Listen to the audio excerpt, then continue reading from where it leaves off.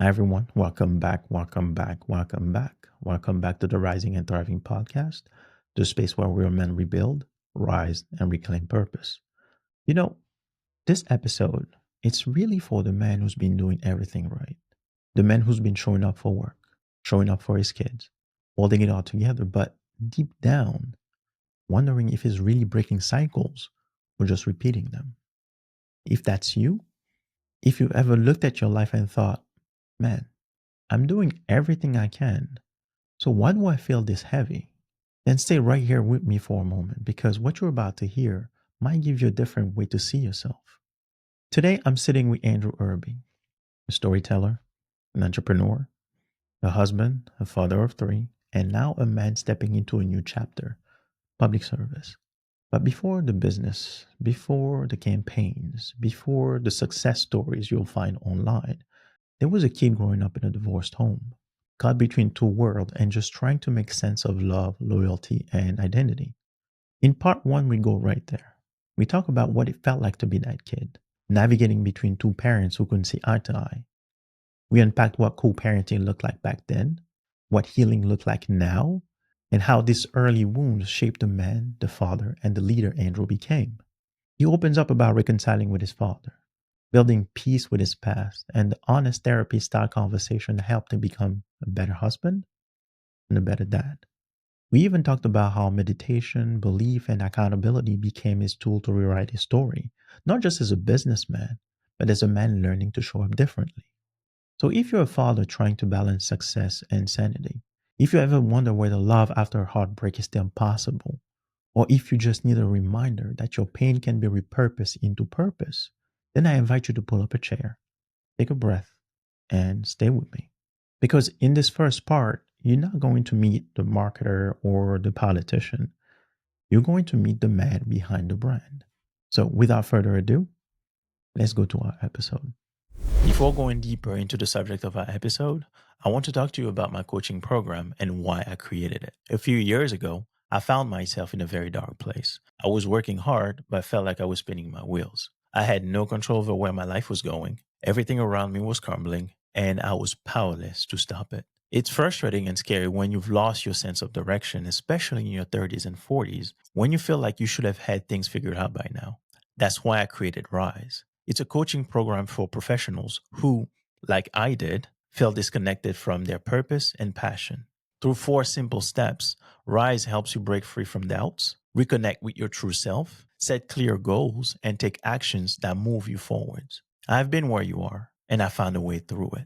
And I know you can too. So if this message resonates with you and you're ready to start your journey of rediscovery and purpose, I would love to help you take that next step. So feel free to connect with me through my website, www.yvestmukanya.com, and it spells YVESTMUKANYA.com, or on LinkedIn, it's just Yves Mukanya. Let's work together to help you create the life you know you deserve. Now, let's get back to our episode. Have you ever felt like you were stuck?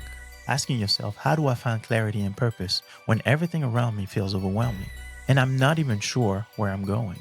Well, you're not alone.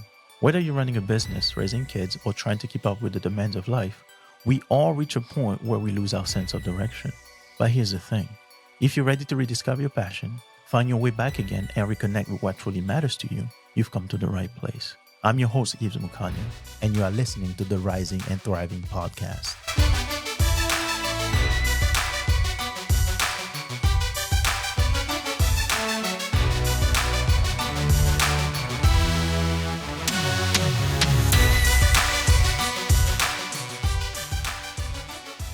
Hi, Andrew.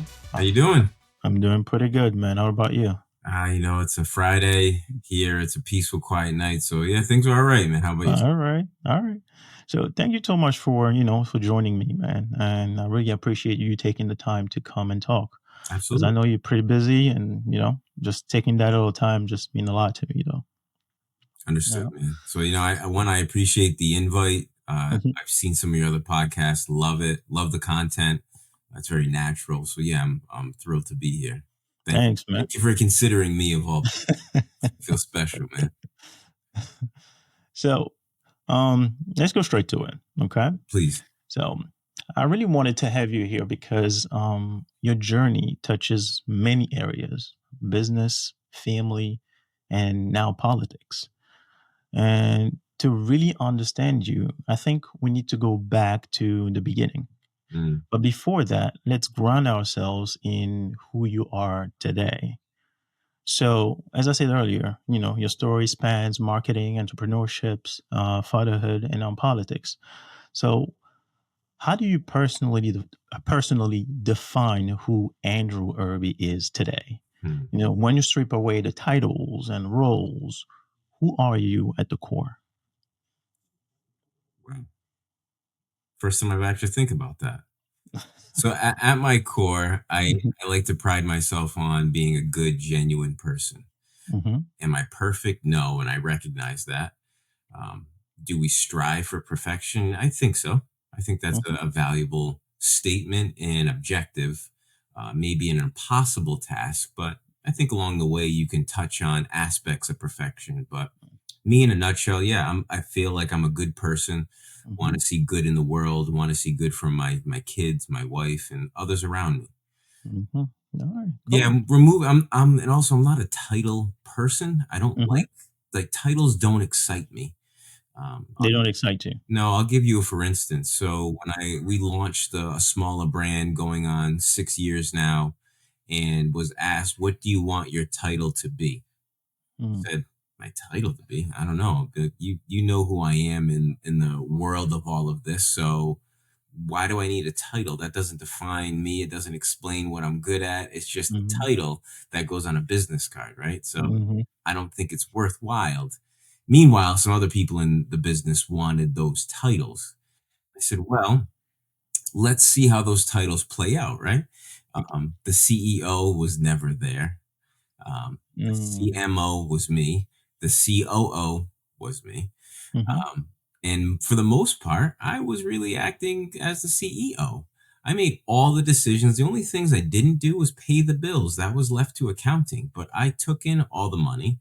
I mhm, created all the sales, did all the branding, marketing, all the outreach, mhm. all the internal operations, my baby, my child. So that's why I don't think titles are important for someone like me anyway. Okay. Titles might help others feel more validated, Yeah. but for me, on the other hand, I think I know my worth. And so if a title helps an exterior person define me better, then so be it. Okay. All right. So it's more about the role and what you do instead of just a title. Correct. Yeah, Oh, I'm really all about the work. okay. I really do love to work. Okay. So, out of curiosity, what's the one word of value that guide every decision that you make? Progress. Progress. Okay. So, why progress? Because progress in my world means you're not stagnant. Mm, Progress, at least for me, anyways, means I'm always moving forward. mm-hmm, Um, I think Denzel said it best. He goes, what was it? Don't get movement fooled with progress because you can run in mm, place. And so, sure, I'm on the go, but I do like to make progress. So if I tell somebody, a client, or peers of mine that I'm going to do something, you can bet your bottom dollar it's going to get done. it's gonna get done. Yeah, Okay. and I think most of my friends like to challenge me with the impossible or what might feel as an impossible task. For Mm-hmm. instance, we just pulled off a car show on Federal Hill Yeah. during alfresco dining, which I was told many of times that's the impossible task. That's something that you can't do. Mm, And when I got the phone call challenging me with it, I said, hold on, give me a couple hours to see what I can do. And sure enough, within that time, I had a plethora of dates. I had the right people on the phone, and we were able to execute. And mm, the event turned out beautifully, man. And here's one of the pieces that I now tote to true maturity. It wasn't about a free event. It wasn't about doing the impossible. It was seeing that 4 or 5 year old child under the wheel of one of the lowriders, as it's portrayed there with three wheels on, up in the air, and mm-hmm. he was just under the tire, looking so happy and thrilled that he could be there and experience it. It was that really set that event apart from anything else I've done recently. Nice, nice.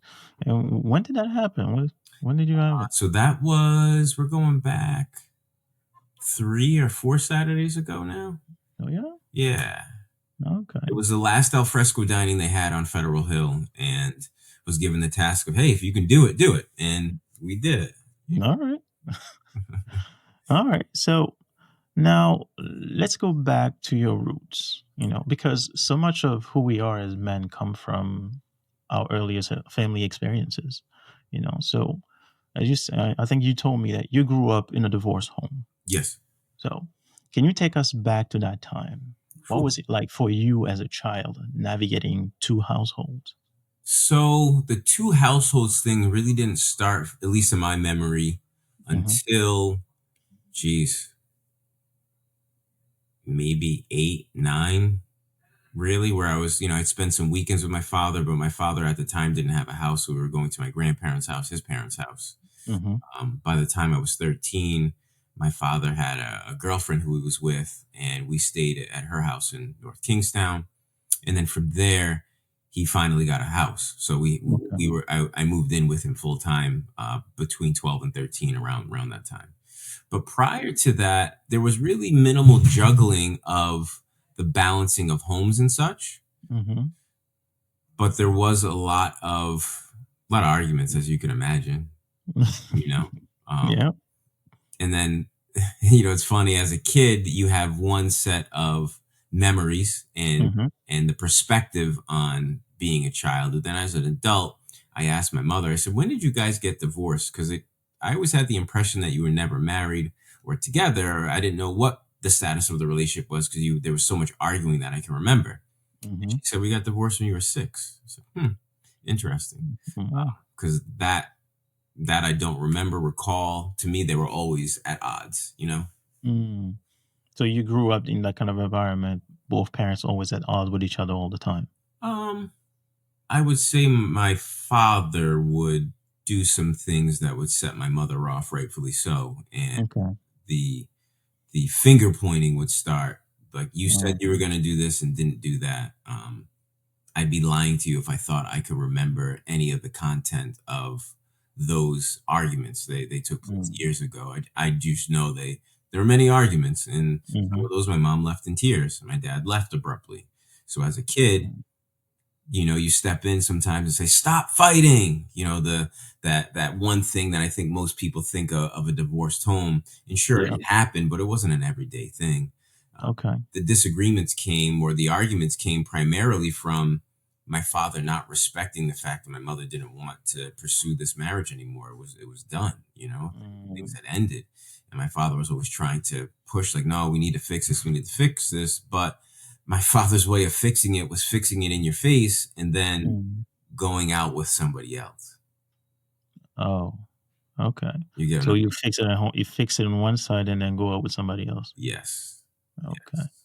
So those things, not the best way to do it, but what are you supposed to do? Yeah, Um, it's kind of. it's not my relationship, I'll tell you that. It's not my way of fixing things.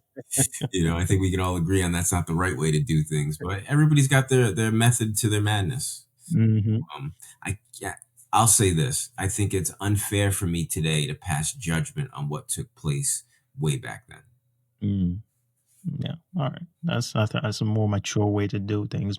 To look at things because parents they're not perfect. Everybody come with their own. They made their own mistakes, and everybody come with their own fallout. So it's understandable. Hmm. But what moments from that time still echo in your life today? A lot of them. Mm, You know, thinking about those moments, for me anyway, you get into a place where you've learned a lot of things of what not to do, if that mhm, makes sense. mhm. So in my marriage right now, sure, we're still at our infancy. We're going to cross over the 3-year bridge in a couple of weeks. Nice. We've been together, 12 years. This is my longest relationship, and frankly, my most satisfying relationship. It took a Okay. lot of maturity to get here, but now being married, Mhm. having children outside of this relationship and her embracing my children the way she does has restored my faith in relationships and in people Mm, themselves. Past relationships failed and burned, and okay, I'm okay with that. There's no looking back saying, "Oh, what if?" No, mm, I'm beyond happy and thrilled where I am today. But it took a lot of work to get here. I'd be lying to you if it wasn't a joint effort mm, on really identifying why things had always peaked out at a certain time in relationships. And it took marrying my wife and going through many different conversations, almost like micro therapy sessions, but you're doing it with a mhm, friend where they're just mhm, trying to figure you out. mhm, There was a lot of identifying problems, identifying things that I've experienced, witnessed, or went mhm, through with either of my parents that have created who I am today. And then once you identify them as an adult, when you're comfortable in your skin, you can say, that's, I don't want to use the word trigger, but that's something that might lead me to behave differently. That's mhm, something that might cause me to react differently to a situation. And it's really created who I am. mm. Okay. You talked about, I think you mentioned at some point when your parents were arguing, you come out and ask them to stop fighting. Correct. Okay. And because I know that a lot of children from divorce feel caught between mom and dad. It's about who am I going to give my loyalty to? Mhm. So was there ever a moment where you felt cut in the middle? And how did it shape your trust in others? Wow. Did I feel caught in the middle? Mhm, No, I mhm, didn't. And it's probably because I lived with my mother during those times that I felt more on her side than my dad's. But mhm, then also his actions. His actions dictated a lot of the resentment I started to build. mhm, Um, and like I said, those micro therapy sessions with my wife really helped me to bring some of these issues that I've had with my father to the forefront, and allowed me and made me feel comfortable enough to bring them up to my father even and address them. So mm, it's almost bringing the full circle of closure to really an end, to say, I felt this way, I'm reacting this way, I've identified it, but now let me address it with the culprit or the person okay. behind it, right? um, How did that conversation go? Bro, that was painful. I'd Mm, be lying to you if I told you that was easy. um, it was painful, it was emotional, because we're humans, right? And I yeah. think I think all of us realize our parents have feelings, because now we too are parents. And our feelings can really be hurt by our children when they're Mhm, doing something so innocent, and they might get frustrated in the moment, scream out, I hate you, but really not mean it. mhm, You might holler at them before you go to bed, and then you come up and say, I love you, and you don't hear I love you back. And sometimes that might affect you a little bit more than others. mhm, But having that conversation with my father, I could see the pain in his eyes that it was causing him. mm, And that hurt me to the point where I almost wanted to stop. But I had my wife's words in my ear saying, you can't stop, because the more you keep hiding and burying those feelings, the mhm, more it's hurting you. So in this moment, mhm, please be selfish and look out for yourself. And it's not really selfish, right? It's really about taking care of yourself, but really addressing certain acts that somebody has done to you, around you, mhm, and maybe not even realize they did it. And that was yeah, with my pops. I said, listen, like, there's a lot of things that I witnessed and saw, and now that I'm seeing you treat me similar to how you treated mom, it's now bringing a lot of this to the forefront. So we gotta cross this bridge, my man. mm. And did you guys get to a resolution, some type of understanding, or So how did yes, it go? we did come to an understanding, Mhm, but I left it up to him to make the appropriate changes in life, so I could see that he was making progress in his promise. mhm, So candidly, do I expect him to make those changes? Nah, mm, I didn't, because of who he is. mhm, It was more of the false promises that I'm pretty much used to. So I got the words I wanted to hear, but I don't feel I'll get the actions because, time is limited for all of our parents. And Yeah, yeah, my yeah. father's getting older. I'm not saying he's gone tomorrow. No. Mhm, Um, but things are limited. So do I want to see him in his private life? I don't want to say suffer, but do I want to see him upset, hurt, or have a lonely life? No. mhm, So there were some understandings that I even had to swallow and say, all right, well, I can ask for things, but is it worth me asking? What would be his life if I were to ask these things of him? And that mm, goes back to, who I am. And that's someone who genuinely likes to help people. mhm, So to see my father in that emotional, vulnerable status, I had to rethink about how I was going to ask for certain things to be done, if that okay, makes sense. okay, that makes a lot of sense. Makes a lot of sense. So when it comes to co-parenting, right, and have you seen the way you've seen your parents do it, Yeah. right? Did you ever did you see anything that works that you picked up, or was it just you're not trying to use that example and trying to build something on your own? Nah. And it's really not that I see anything work with my parents. That was back in the 80s, right? So Mhm. so much has changed. Yeah. Um, Parenting itself has changed, but it's not really the parenting act itself. It's the environment in which we must parent has changed. Yes. Kids having cell phones at such a young age, social media being very prevalent, to the point where kids can get bullied 24/7. So with that, uh, no, it'd be foolish for me to bring in their parenting style. Now, sure, I'm a byproduct of that. Mhm. So, can I take 100% credit for my ability to parent how I parent? No, I think both my parents have contributed to my character and my values. Mhm. Um, so with that, they do earn some recognition in my parenting. Okay. But co-parenting today is not what it used to be. Gotcha. Got it. So, looking back, what do you wish adults knew about how divorce and co-parenting affects a child's mental health? Wow. Um, Not using the child as a bargaining chip. Mm, I think that's widely known today, but in the 80s, 90s, no. Like you heard of people doing it. We started to see mhm, the quote fall of the family and what the mm, family dynamic looked like. mhm, Um, but hmm, that's a very good question. As far as other identifying facts, mhm, besides using the child as bartering chip,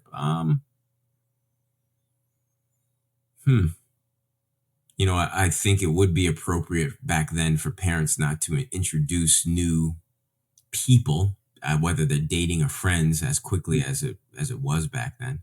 mm, But I also think with technology today, we're able to keep in touch with people without actually seeing them. yeah, So back, it's really hard to compare today to then because of technology. Really, technology and how socialism has changed, how mm, socializing has changed. gotcha, gotcha. So, if you could speak to your younger self at that moment, Hmm. what would you say to him?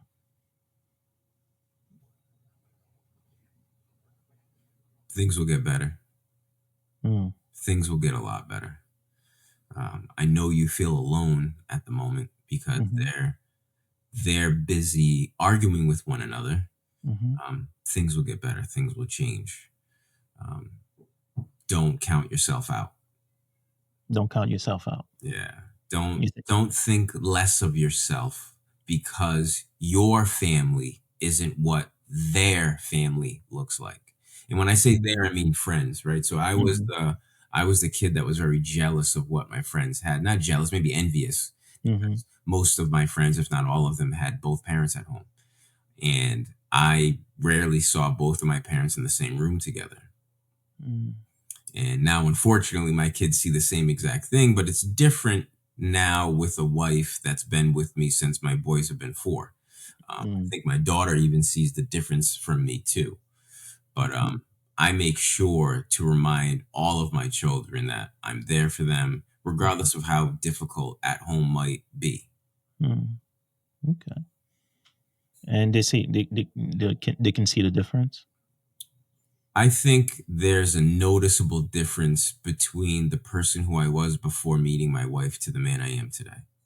Got it. Noticeable difference, right? So previously, sure, I might lash out a little bit more. I might have some more outbursts. My emotions weren't checked.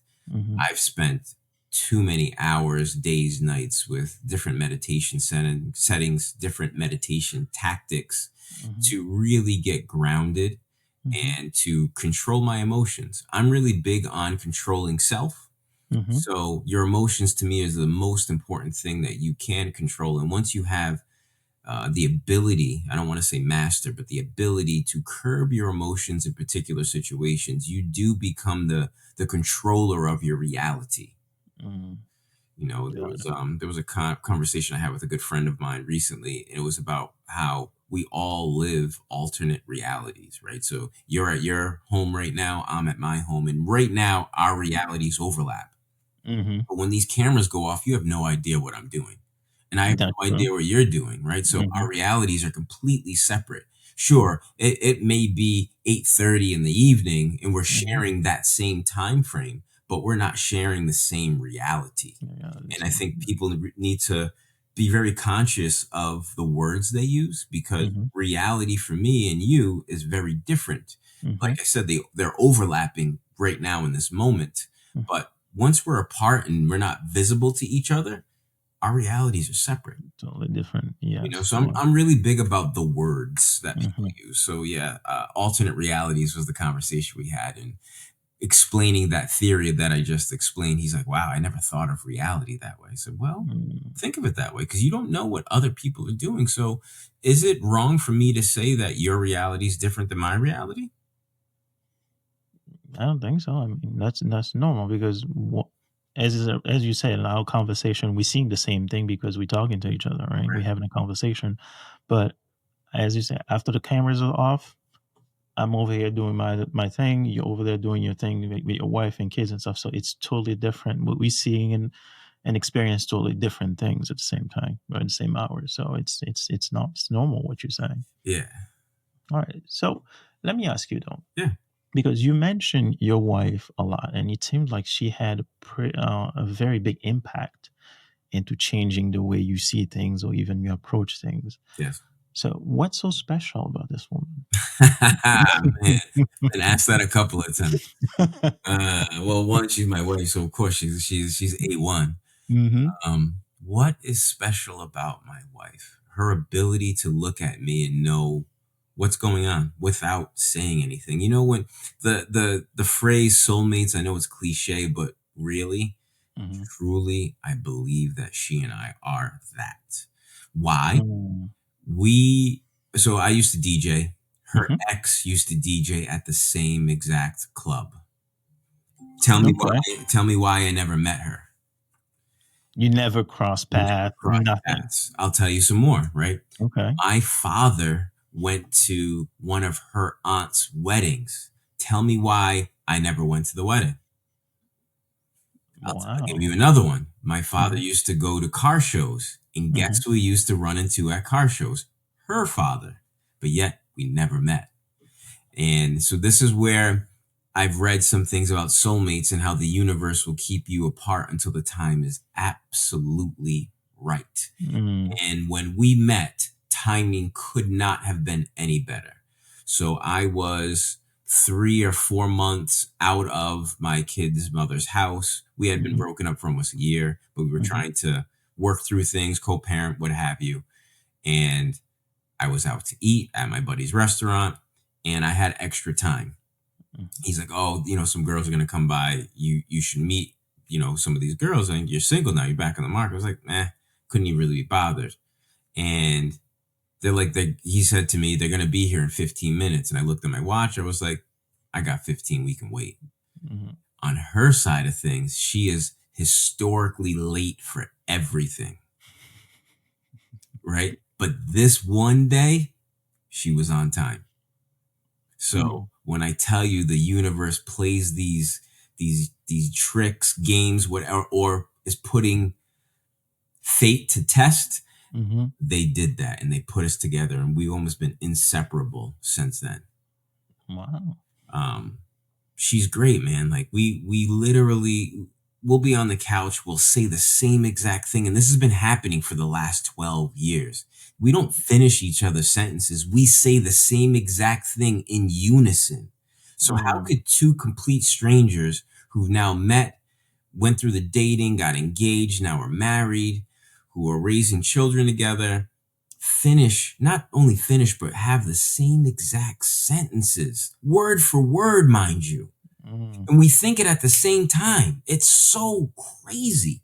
Like to the point where we'll get goosebumps, like, oh man. Or I'll be thinking something and she'll say it out loud and vice versa. Wow. We are beyond in sync. We are the yin and yang of a relationship. Wow. So she is incredibly special to me, Mm-hmm. the anchor of our family, and has really helped me become a better man. Nice. Nice. Wow. That was deep, man. Yeah, no, this is no stretch, no exaggeration. This is absolutely it. You know, I did a podcast 2 years ago, 3 years ago, probably Mm-hmm. now. And the guy asked me, "Are you happy because of your wife?" I was like, "Absolutely, bro. Like, why wouldn't I? Why would you marry somebody who you're not happy to be around with, excited to go home to, or your best friend?" And I don't mean the phrase best friend. I mean absolutely best friend, bro. We still talk on the phone for hours in between rides, in between meetings. Mm-hmm. She is my left and right arms. Again, yin to the yang. That is it. Mm-hmm. So it's such an amazing thing to meet somebody like this and have that connection and bond with. Nice. Nice, man. I mean, a lot of people don't have that, and especially when I talk to my audience is mostly divorced fathers, Okay. right? And a lot of guys like that have lost um how should I call it, hope that they could find somebody like that connection and thing.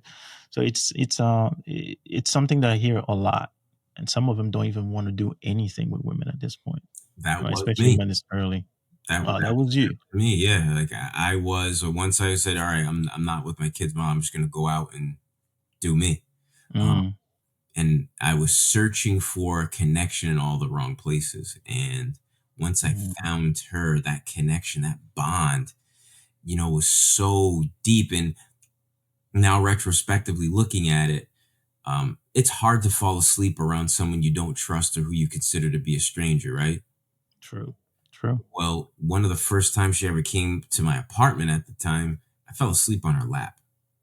And that's out of character for me because I don't take naps. Mm, From that point forward, bro, is off to the races. okay. So Oh. to anybody out there watching this, please don't give up on you Mm-hmm. or love. It's out there. All right. All right. I'm sure they're hearing it. All right. So now let's fast forward now. Yeah. Now you're a father yourself. And I think this is where your story becomes not just about surviving your parents' divorce, but it's also rewriting the scripts for your own kids. Hmm. So as a father of three, how did your own childhood experiences influence the way you choose to co-parent your children? Hmm. Well, my father was very overbearing, overprotective. Mm-hmm. So I try not to be, but I'm Mm-hmm. also want my kids to know that I'm there for them, regardless of what time I gotta drive out of here. Like I'll do whatever. I'll drop Mm-hmm. whatever and go and show you that you are a priority. And if I Mm-hmm. tell you I'm going to be there for you, I am there for you. They're not just words. I mean it. I always lead by example. Okay. I try to enforce my examples on my children. So it's not just words. Mm-hmm. I'm not a parent who dictates and points and do this, do that. No, no, no. I'm a parent who says, you like coming home to a clean house, right? Yeah. Mm-hmm. Well, you saw what I was doing all day yesterday, right? Cleaning. So here we are. Mm-hmm. I am the full 360 parent, just like my wife. We overlap. We do many of the same things together, and I really want my children to see that. while sure you might be a boy, you might be a girl, but those genders don't limit you on your household responsibilities, right? You have to be able to Mhm, do everything. And that probably mhm. comes from the business background too. Okay.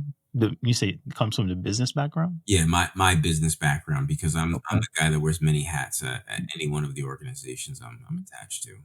Okay. So even at home, you tend to wear many hats as well? Oh, of course. Like if the missus is working, I'm Mhm, doing my thorough Saturday clean. Because growing up, that was mhm. moms always used to clean the house was the weekend. So I did Yeah. the same exact thing. Start from the top, work all my way down to the bottom. And Okay. I don't expect a pat on the back. It's just one of my responsibilities, and I love the fact that my kids get to see me doing that. And then I'll stop from there and I'll go outside and cut the grass. It's like, yeah, I got to do all of the household things, and I have to do the Mhm, exterior things too, guys. This is all part mhm, of being responsible and being a good parent who leads by mhm. example. Alright. And how do they respond to that? Well, actually, because when they see me doing it, they don't hesitate to do it when they're asked to do it. Now, Mm, they have yet to do it themselves without being asked. My daughter's mhm. older, so I really don't have to ask her to do much of anything. She kind of handles herself.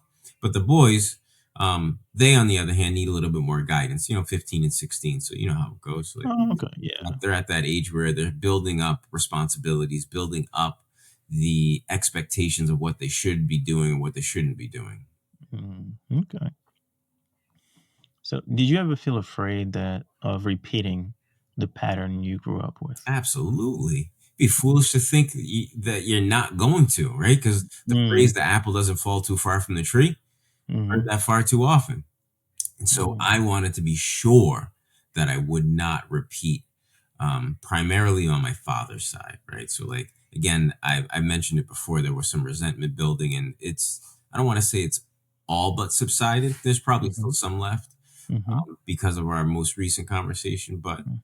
um, for the most part, I feel great where I'm at today.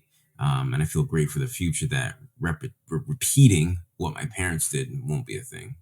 Okay. Okay. Like it goes back to the earlier point where you learn what to do from people. You also learn what not to do from people. Cool. Exactly. Exactly. And out of curiosity, because you talked a lot about your wife, right? Yes. Right. And she seemed like she has a big influence on you.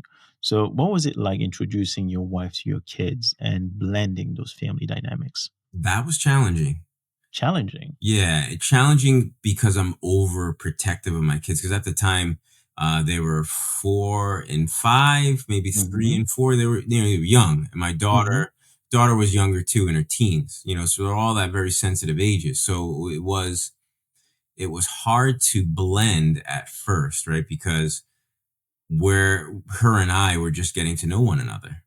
Mm, Sure, I wasn't rushing into it, but I felt comfortable enough to bring my children around because I want my children to see what I'm doing, and I wanted her to meet my kids as well. So okay. it was challenging at first, but once I saw how well she was around with the kids and how well they received her, it was smooth sailing, really smooth Okay. sailing. And how did they receive her? So good question. The first time we went to a little park, they rode their bikes. One of them got a flat Mhm. or walking. And I think it was that time that they looked at me and her and said, "Wow, Dad's really happy with you around."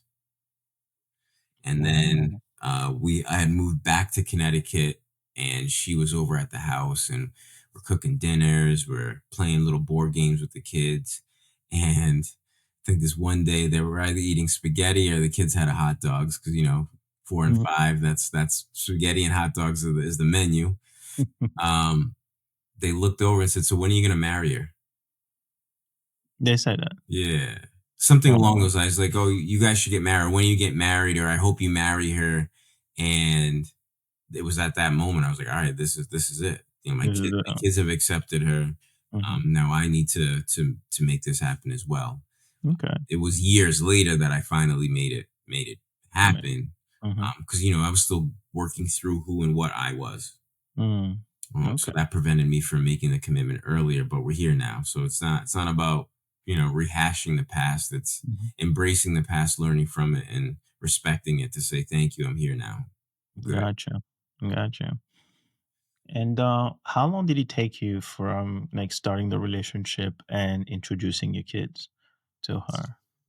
How long was that? So I want to say at least we've had to have gone on a handful of dates before I started bringing my children around. Hmm. Um, I think I might have introduced her to my mother first before I brought the kids around. Okay.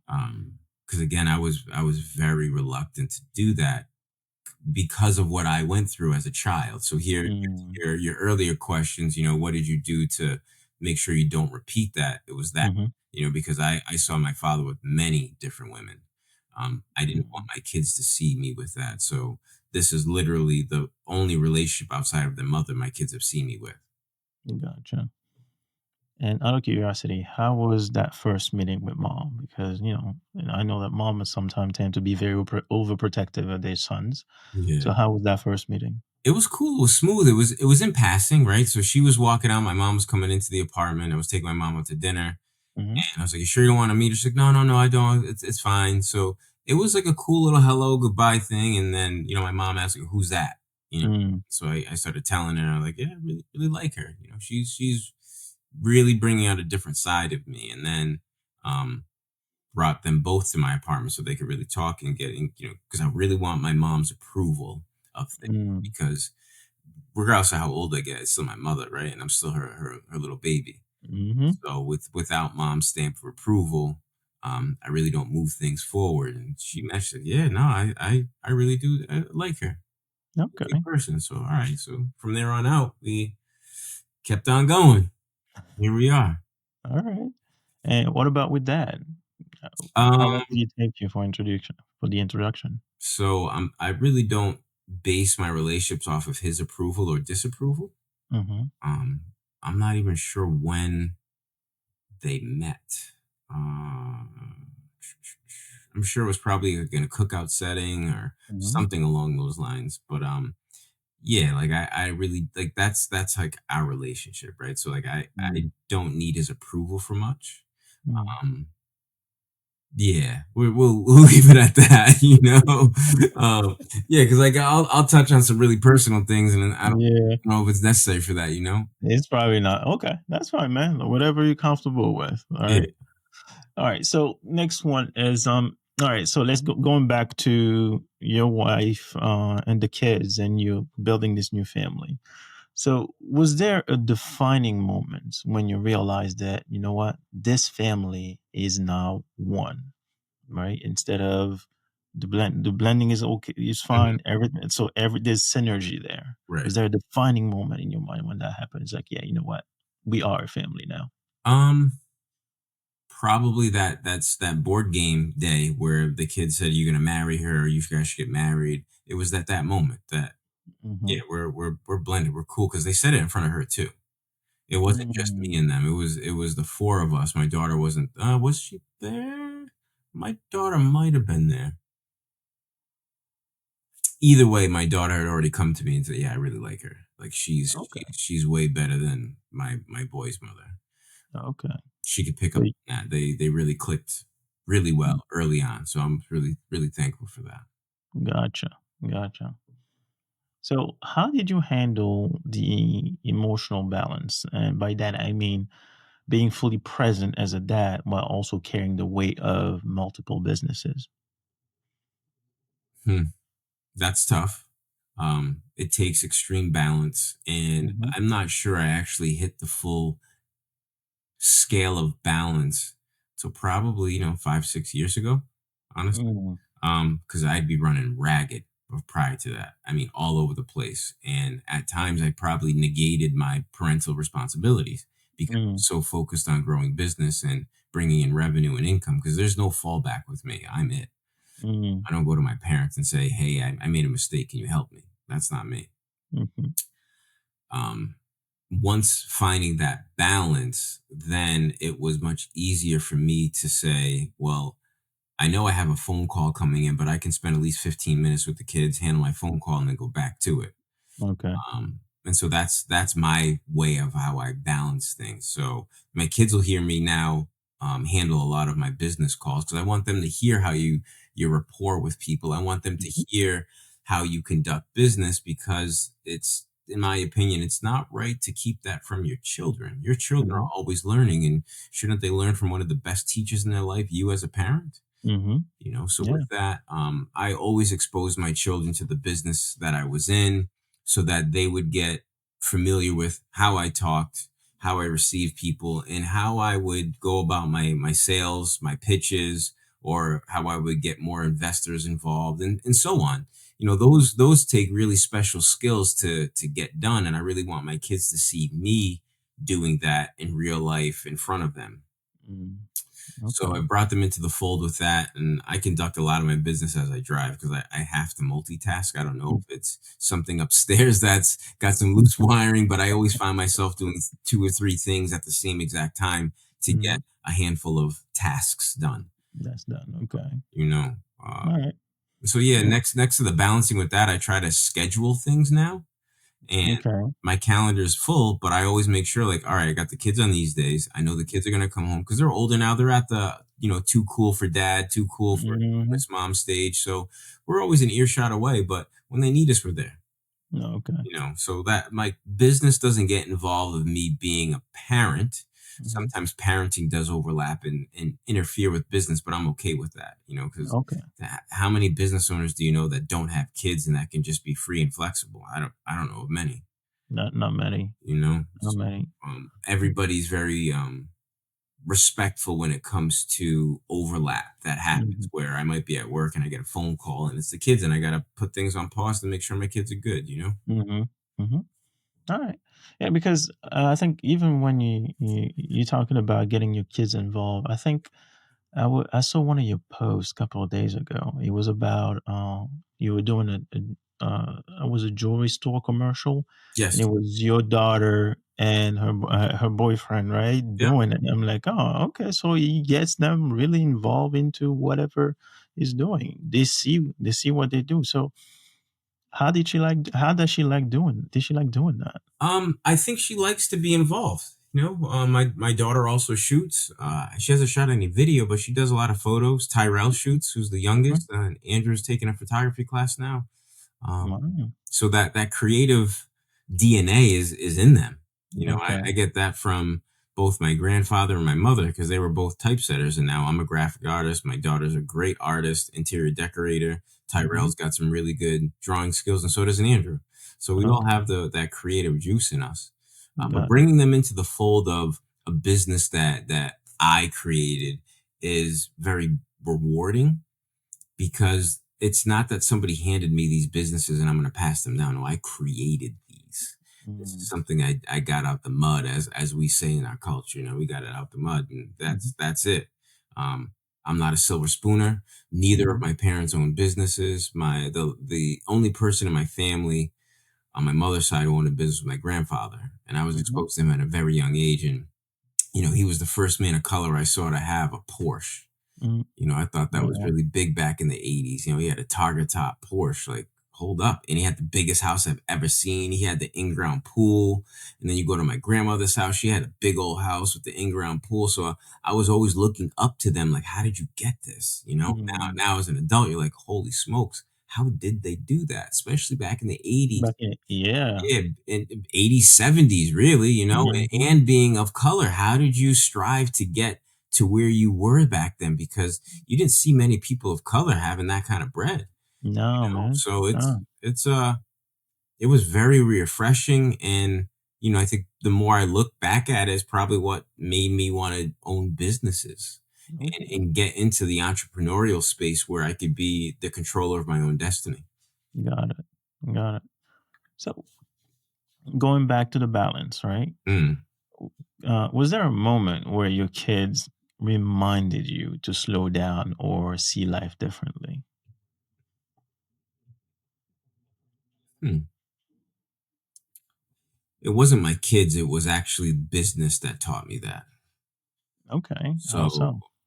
I had tickets to go see Jay-Z and Beyonce at Gillette. Mhm.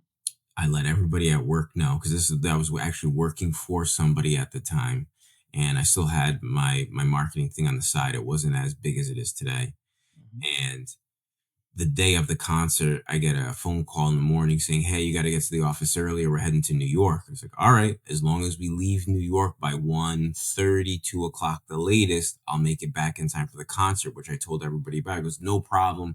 You'll be fine." Great. Mhm. Noon rolls around, and I give him a reminder, like, "Hey, we got to get back on the road soon." He's like, "No, no, we're good. We're good. I got you. I got you." 1 o'clock rolls around. Hey, we got to get on the road. I got things I promised my daughter I'd take it. Bro, Mhm. 2 o'clock comes around. He goes, "We're not leaving until like 4 o'clock." Excuse me? Not leaving until four? What do you mean? Yeah, we're just not leaving. So you're not going to make it for your concert. It was that moment that taught me I will never prioritize business beyond what my kids need. Mm. Nope. Not never. So I haven't. I haven't done that. Now, there are times where Mhm. a meeting might roll over and you might be late. So you have to then ask somebody else, like the missus or my father or somebody else in the family, to step in to pick them up from school or something. But I'm Mhm. always there when I say I will be. If I promise them to take them somewhere, I make sure I live up to that promise, even as painful as it may be. Still do it because I'm a man of my word and I want my kids to understand. Again, going back to the lead by example, I lead Mhm. by example. Okay. So yeah, I'll never allow work to outpace my kids' needs ever from that point forward, and I haven't. Okay. All right. So I want to touch upon a little bit of touch upon mental health a little bit, Yeah. right? So in moments of stress, what practices or mindsets help protect your mental health as a parent and entrepreneur? Meditation. Meditation. Yeah, meditation, um, self-reflecting, and affirmation, where you affirm who and what you are. Okay. So, as someone in your later teens, early 20s, you hear about people speaking into existence and Mhm. all of the spiritual stuff. Like, yeah, that's hocus pocus, ain't real. Mm. I don't know if I'd say that today. I have What? I I have to absolutely believe that when you speak things out loud, Mhm. you're not only just saying it out loud, but you're saying it to the universe, and the universe might say it back.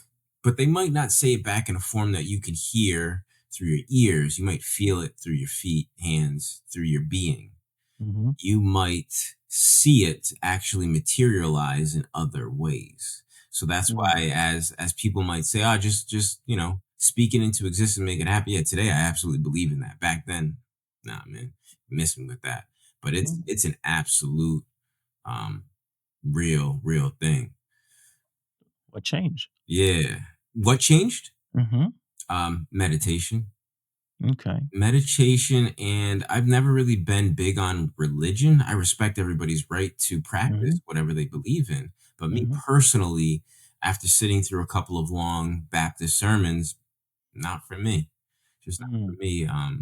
It seemed, again, I don't mean any disrespect by this. It seemed archaic, Okay. outdated, Okay. almost caveman like. Sure, we have our Sunday's best on, but doing this to whatever didn't move me. Um, Mhm. I'm more of like a logical guy, so I need to be able to see, touch, feel to really have a Mm. belief in it. And I Mhm. believe in the universe, but we don't know if the universe has an end. We don't know how far, how vast, how wide. So, Mhm.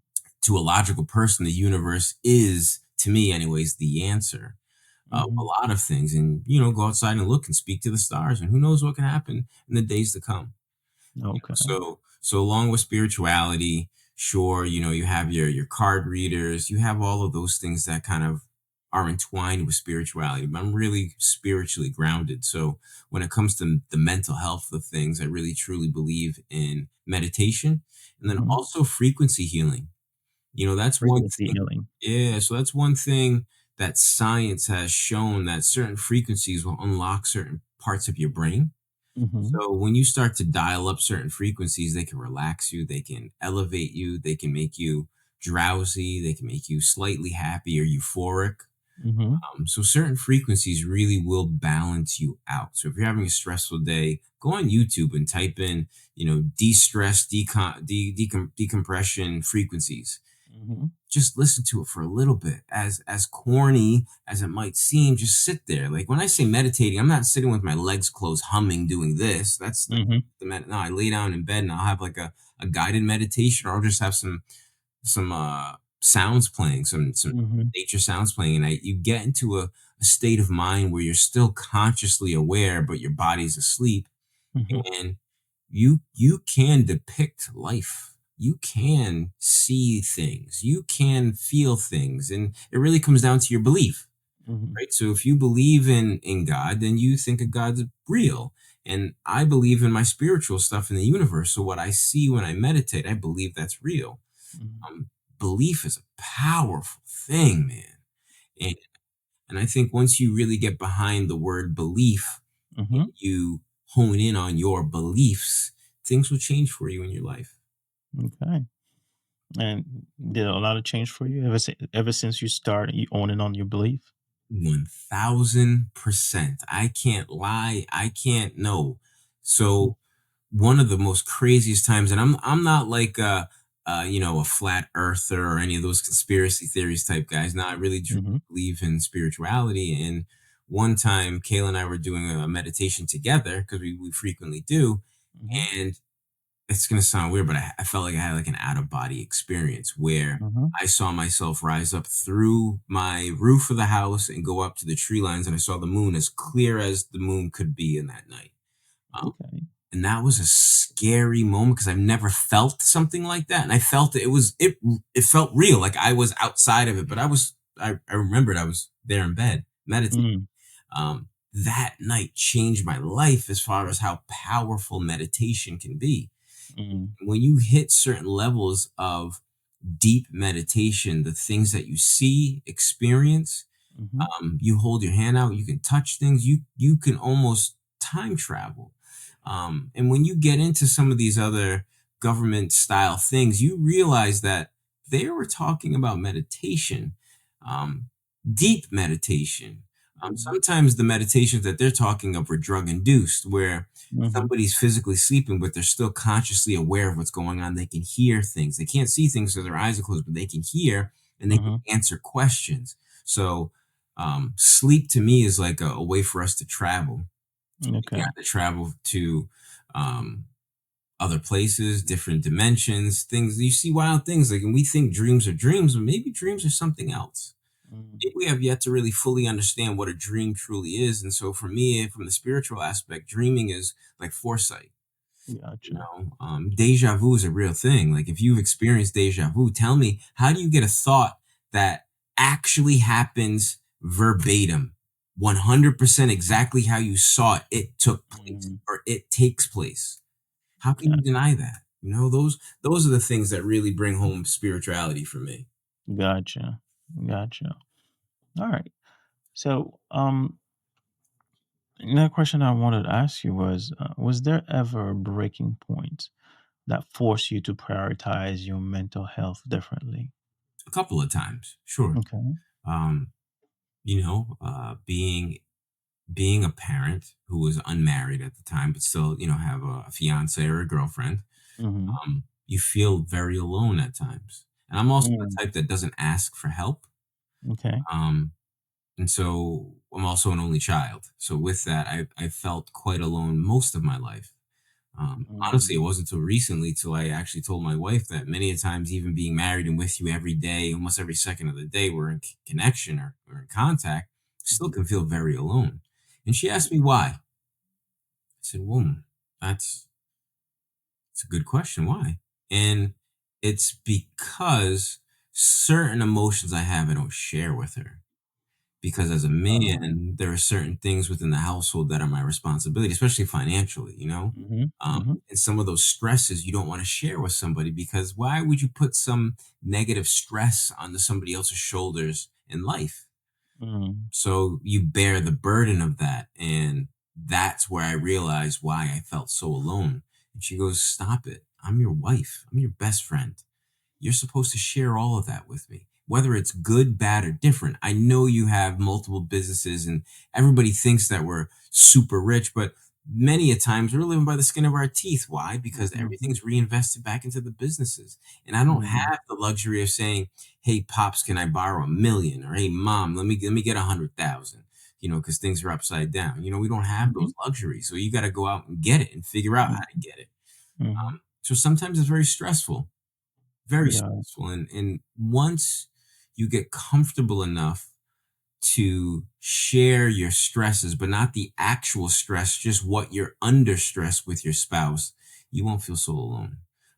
Mm. Product of that now, because like I many times I just didn't want to share because I'm like I want to always be that perfect husband in her eyes, Mhm. and I had thought that sharing the stresses that I were under would take away that perfect image in her mind. She goes, "No, I love you even more now because I get to see all of you, the good, bad, and the stress that comes with being what Mhm. you are." So yeah, Mhm. like the connection with us is always growing. It's just wild, man. And I sorry I keep going back to my wife, but that's some of these things go back there. That's what it leads to, man. Go back. So yeah, that's yeah, feeling alone and sharing what stresses me out with her, Mm. really changed things. Okay. So from what I'm saying, from what I'm understanding, you guys are doing a pretty good job being a support for each other Yes, and a good support for your kids as well. yes. Okay. I know you weren't just raising kids, right? Like you were building businesses, as you say, Mhm. brands and entire movements. So let's talk about the tension and lessons in that balancing act. All right. So, how did you balance the ambition of business with the responsibility of fatherhood? Hmm. Well, I mean, when you launch a brand, it's sensitive. It's like a baby. Mhm. Many aspects of business are connected to or relate very closely to parenting. Okay. You know, How so? lead by example. So Mhm. if you're the guy who created something and you have a team of friends or other professionals around, you have to show them how you maneuver in business. Lead by Mhm. example. Same thing with my parenting. Um, Accountability is one thing that I always harp on within business. Mm. Accountability and responsibility, Mhm. and that brings me to unifying your crews or your team or your executive office, right? Mhm. In all three of those things, accountability, responsibility, and blame are things that I really preach at home too. Okay.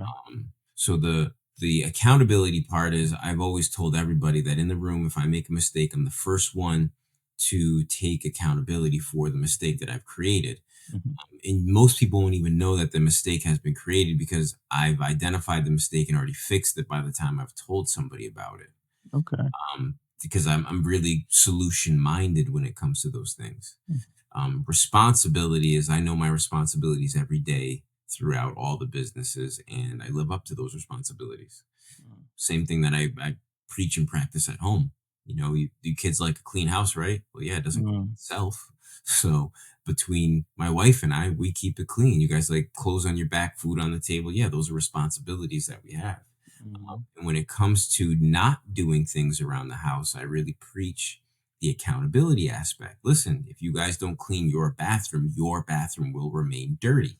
I'm not going to Mm. do it for you. You need to be accountable for your responsibilities. Mm. Same thing in business. And then blame. I Blame. Yeah, then I'm not the one who blames anybody for what they do or don't do. I don't point blame. No, because when to me anyways, when you Mhm. blame somebody, you're outing them. How can Okay. you have a unified team or family when you point blame?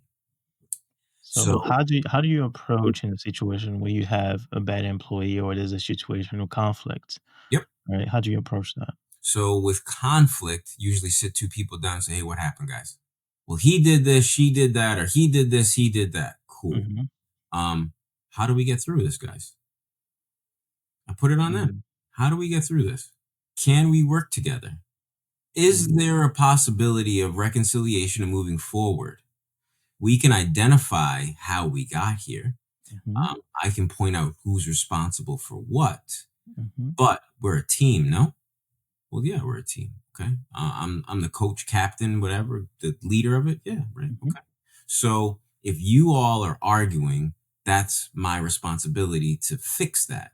And so Mm, I need to be accountable for my team's argument because I'm not doing the best job that I could with leadership.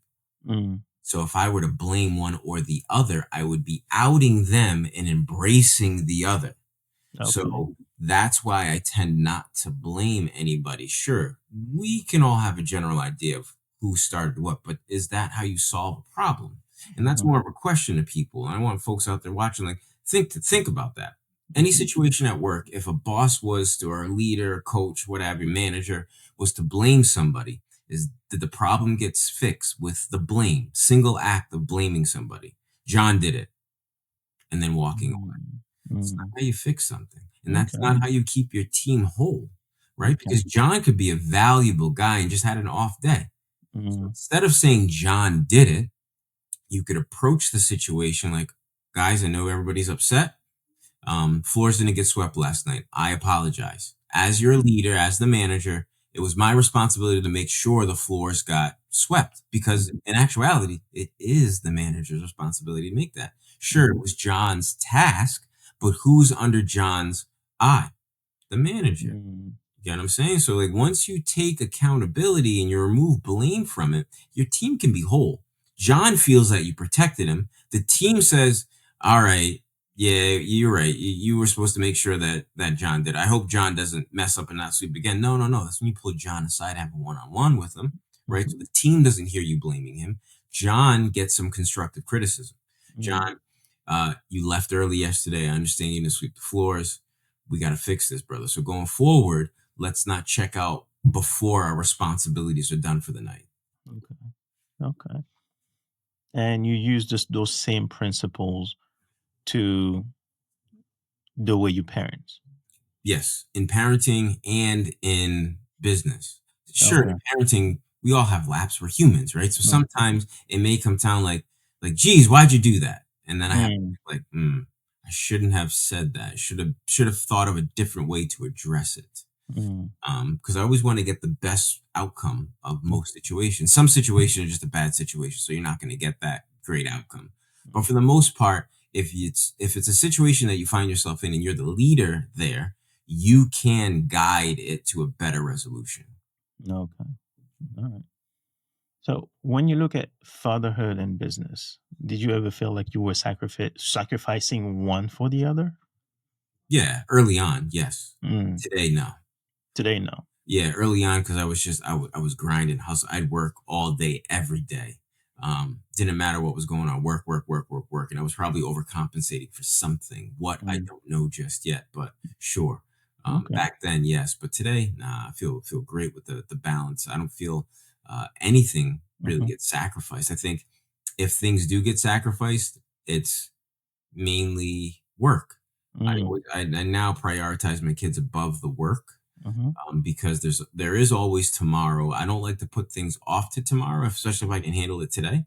But Hmm. bigger things or stressful moments are better for me to handle first thing in the morning Okay. instead of at the end of the day. Because then you stew about it. You go to sleep thinking about it. You wake up with Hmm. it. Versus it's like, all right, I'm not going to call whoever right now to get into it with them over a Hmm. situation. So let's just hold that up till tomorrow. We'll be good. Okay.